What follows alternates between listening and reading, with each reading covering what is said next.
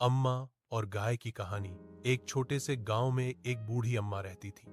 उनका छोटा सा घर था और घर के आंगन में एक सफेद गाय बंधी रहती थी। अम्मा उस गाय को अपनी बेटी की तरह प्यार करती थी। गाय का नाम उन्होंने गौरी रखा था। हर सुबह अम्मा जल्दी उठती, पहले गौरी को सहलाती, फिर उसे ताजा चारा और पानी देती।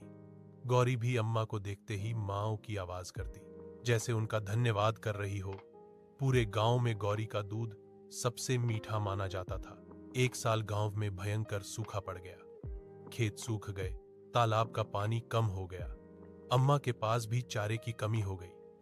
लेकिन अम्मा ने खुद आधा पेट खाना शुरू कर दिया, पर गौरी को कभी भूखा नहीं रखा। वे दूर दूर से हरी घास खोज कर लाती। एक दिन गौरी बीमार पड़ गई। अम्मा बहुत घबरा गई। उन्होंने वैद्य जी को बुलाया और दिन रात उसकी सेवा करने लगी। कुछ ही दिनों में गौरी ठीक हो गई।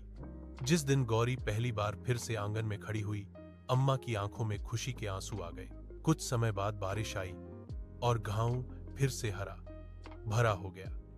गौरी ने एक प्यारे से बछड़े को जन्म दिया। अम्मा ने उसका नाम मोती रखा।